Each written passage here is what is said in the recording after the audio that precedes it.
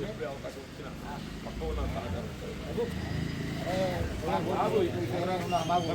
గరీబులకు hospital 5,000 అవసరం ఉంటే బాబు ఇస్తారు ఆటో డ్రైవర్ కాకపోతే 94లో 170 లైసెన్స్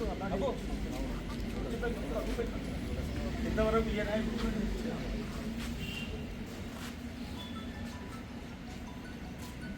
రాబోయే రోజుల్లో మనకు మెరుగు చేయరు సార్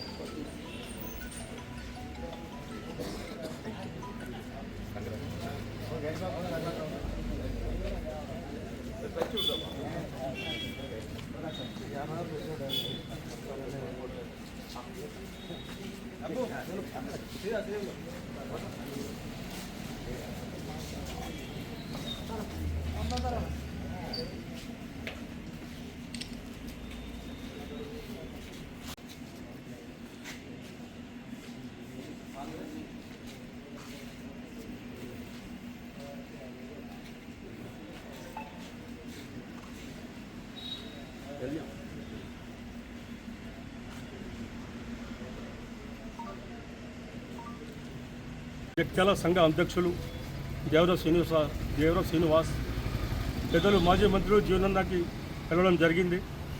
మరి ఈరోజు ఒకటే చెప్తున్నాం, చాలా బాధలు ఉన్నారు ఆటో డ్రైవర్లు. ముఖ్యమంత్రి గారు వారు మ్యానుఫ్యాక్చర్లో పెట్టారు, నేను సీఎం సేమ్ అవునప్పుడు ఆటో డ్రైవర్లకు నేను 10,000 ఇస్తానని ముఖ్యమంత్రి గారు హామీ ఇచ్చారు. కానీ ఇంతవరకు అది హామీ అమలెత్తలేరు. గతంలో ఉన్న పథకాలే ముఖ్యమంత్రి గారు చేస్తున్నారు. మరి మా ఆటో డ్రైవర్లు కూడా ఈఎం కట్టగా నేను ఇన్స్టాల్మెంట్ కట్టగా చాలా బాధలు ఉన్నారు, ఎంతోమంది చనిపోయారు. ఈ చనిపోయిన కారణం మీరే, నేను సభముఖంగా చెప్తున్నాను.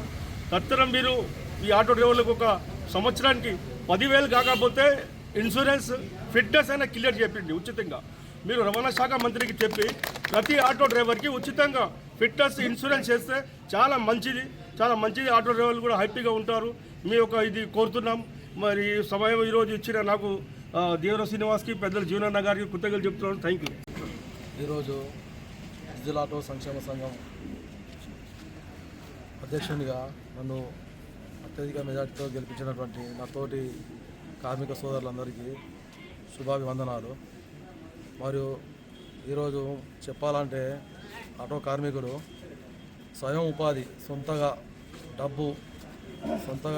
అప్పు చేసి స్వయంగా ఒక ఆటో కొనుక్కొని జీవించడంలో ఇప్పుడు ప్రభుత్వం ఎలాంటి అభివృద్ధి ఎలాంటి సహకారం లేకున్నా సొంతగా అప్పు చేసి కొనుక్కొని తన భార్య పిల్లల్ని పోషించుకున్నటువంటి ఆటో కార్మికులు ఈరోజు మన టోటల్ తెలంగాణలో చాలామంది ఉన్నారు.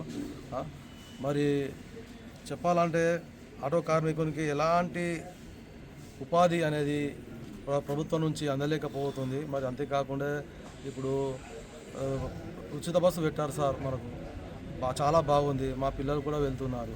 కానీ మరి మా ఆటో కార్మికులు మరి అదే ఆటో మీదనే ఏది ఫైనాన్స్ తీసుకొని నడుపుకుందామని చెప్పి జీవిస్తామని చెప్పి అనుకున్నారు. కానీ ఉచిత బస్సు వలన చాలా వరకు మా ఆటో కార్మికులు వారి యొక్క ఫైనాన్స్ కిస్తులు వెళ్ళడం లేకుండా అటువంటి పరిస్థితి ఉంది. కావున ప్రభుత్వం వెంటనే గమనించి తక్షణమే ఆటో కార్మికులకు ప్రత్యేక బోర్డు ఏర్పాటు చేయండి. ప్లస్ అదే కాకుండా వారు ఏదైతే ఉన్నదో వాళ్ళకు సంవత్సరానికి మీరు ఇస్తామని ఏదో చెప్పారు, అది చేస్తే మేము సంతోషంగా మేము ఆటో కార్మికులము మేము జీవించుతామని చెప్పి మేము కోరుకుంటున్నాను. కావున ప్రభుత్వం వెంటనే ఆటో కార్మికులపై ప్రత్యేక శ్రద్ధ చూపించాలని చెప్పి నేను కోరుకుంటున్నాను. ఈరోజు జగిత్యాల జిల్లా కేంద్రానికి సంబంధించి డీజిల్ ఆటో యూనియన్ అధ్యక్షుడు ఏదైతుందో మిత్రుడు దేవర శ్రీనివాస్ గారు గెలవటం అంటే వారికి నిజంగా కూడా నేను హృదయపూర్వకంగా అభినందిస్తున్నాను. ఈరోజు నిరుద్యోగ యువత పరిధిలో ఒకవైపు వారు స్వయంగా ఉపాధి పొందుతూ సామాన్యులకు ఇవాళ ఏదైతుందో రవాణా సౌకర్యం అందుబాటులో ఉంది అని చెప్పంటే ఆటో రిక్షా అని చెప్పక తప్పదంటుంది.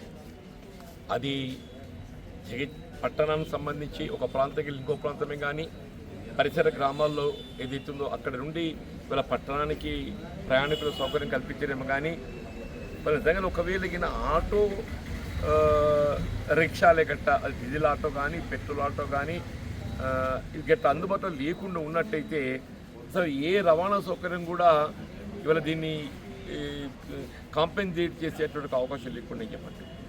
మరి అటువంటి ఒక ఆటో డ్రైవర్స్ వాస్తవంగా చెప్పంటే ఈరోజు మీరు ఏ పట్టణం కానీ ఏ గ్రామం కానీ ఏ ప్రాంతం చూసినా ప్రతి గ్రామం లోపల ఏదైతుందో వీళ్ళు అయితే ఉపాధి నిమిత్తము విదేశాలు అరబ్ కంట్రీస్ పోవటమే కానీ స్థానికంగా వారు కొంత డ్రైవింగ్ నేర్చుకుని ఏదైతుందో లైసెన్స్ పొంది ఉపాధి పొందేటువంటి ఒక మార్గం యువత ముందు కనబడేది ఆటో రిక్షా అని చెప్పక తప్పదంటే అటువంటి ఆటో రిక్షా డ్రైవర్స్ ఏదైతుందో వారు ఉపాధి పొందుతూ ఏదైతే సామాన్యులకు రవాణా సౌకర్యం కల్పిస్తుందో వారి వల్ల అంటే నిజంగా వాళ్ళు ఎన్ని కష్టాలు ఎదుర్కొంటున్నారు కదా అంటే